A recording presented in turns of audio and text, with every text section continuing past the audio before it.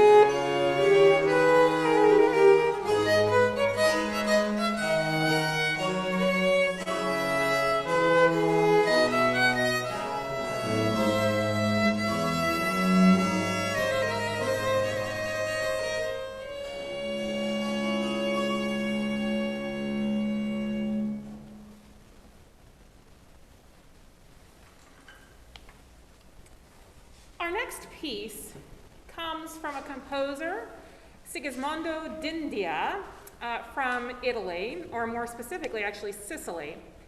And like we see with aristocracy of the period, where they often were given a title that came from a particular city or region, like the Count de Savoy, for example. You see something similar with groups and with individuals, such as Sigismondo. So his last name, d'India, literally just means from India. And it was just a blanket sort of description for anybody who was of African descent.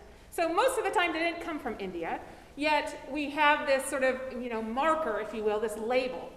And so we see this particular individual of non-Italian ancestry, of dark skin, who, was living in the capital of Palermo and in Sicily, where there was a large population of black Africans, free and enslaved. And we have a full book of solo songs from this particular composer. Now, this particular song was actually written originally for voice and harpsichord, or possibly lute, or even harp. It translates to almost bittersweetness of love. And like a singer in this period who was doing something more like a recitative, they would be improvising quite a bit over sort of basic chords, basic notes. And so Niccolo today, on the viola da gamba, is actually going to be sort of playing all of the various different parts, if you will, and improvising on that, much like a vocal singer would do at the time.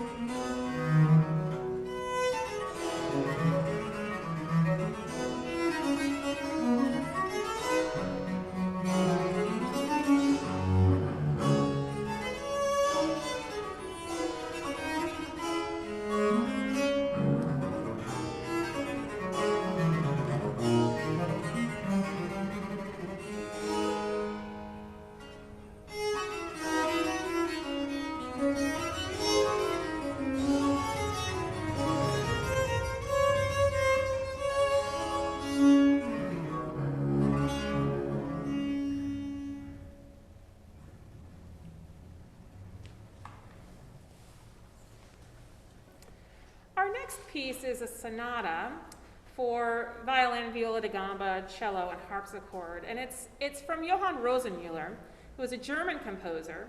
He was actually contemporary of Johann Sebastian Bach and Antonio Vivaldi.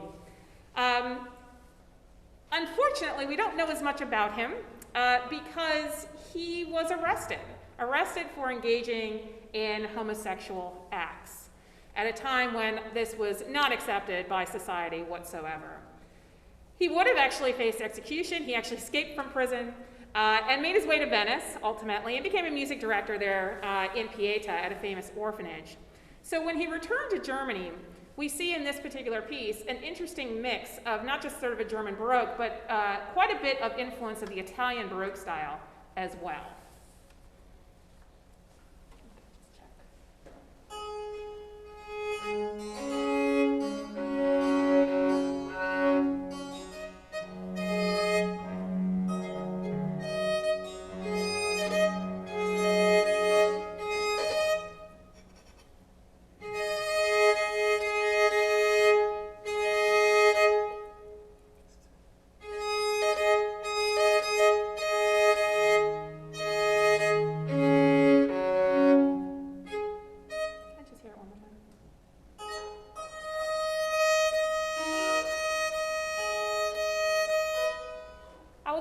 say that we do tune a lot when we play Baroque instruments. As I mentioned, we are a group of who focus on period instruments and historically informed performance and techniques. And that also means that when you are playing on gut strings that tend to come from sheep intestines, they do not like any sort of change in the atmosphere, the climate. Even breathing sometimes can put them out of tune, so please bear with us as we tune between each piece.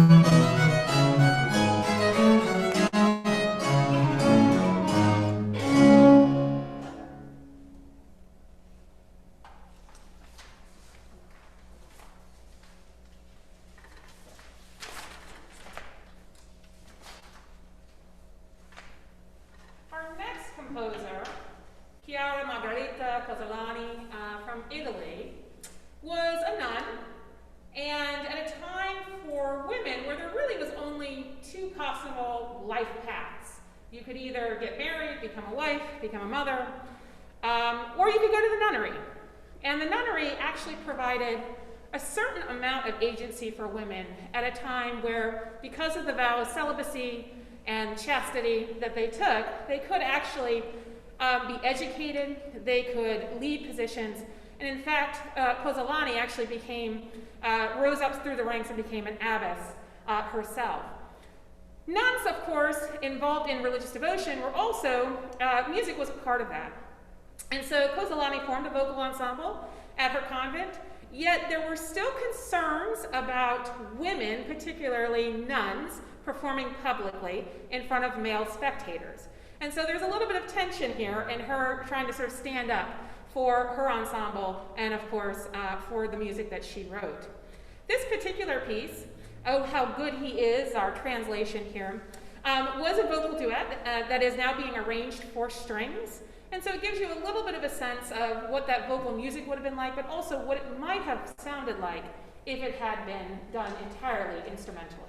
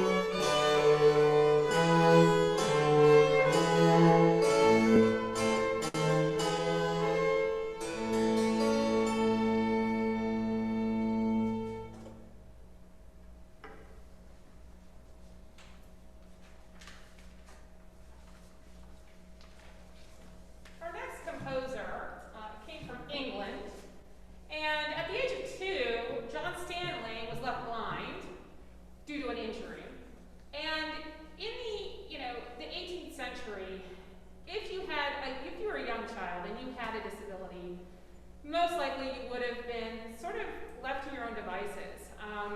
A lot of times we see children going in orphanages or begging on the streets, but he showed musical talent and he was given lessons, keyboard lessons. He actually became an organist and a very fine violinist as well.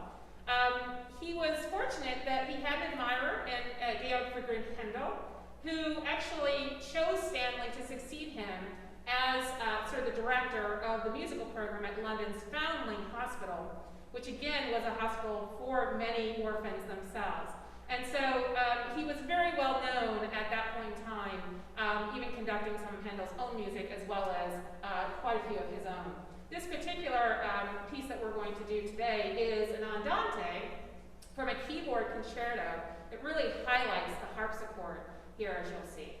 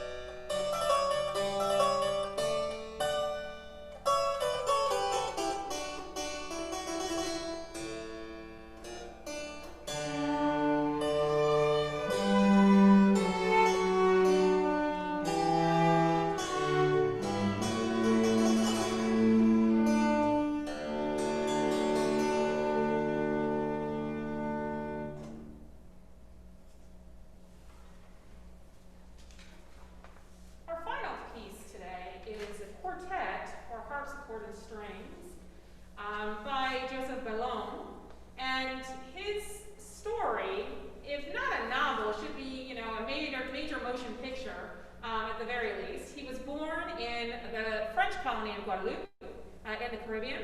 He was the child of a plantation owner and an enslaved Senegalese woman. And when his father returned to France, he actually got quite a bit of training, education and training in music and in a number of things. But he lived during the time of the French Revolution. And when the French Revolution broke out, he actually commanded an all-black regiment on the side of the Republic. During the Reign of Terror, he was actually imprisoned for the dangerous, unrevolutionary act of playing the violin.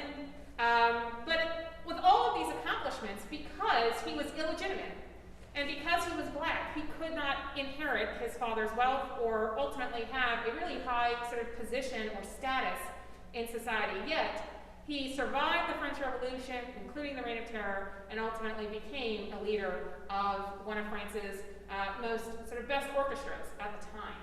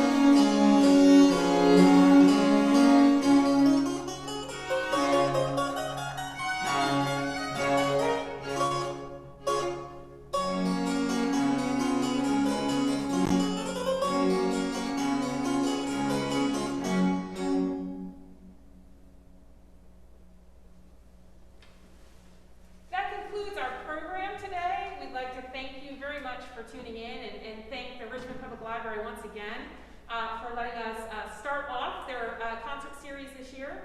If you'd like to learn more about RVA Baroque, please do visit us. We have a website, rvabaroque.org, and we have a Facebook page, and we have Instagram, so please check us out. We are always looking for creative ways to continue to perform and to share music with the wider community, and we very much thank you for tuning in today.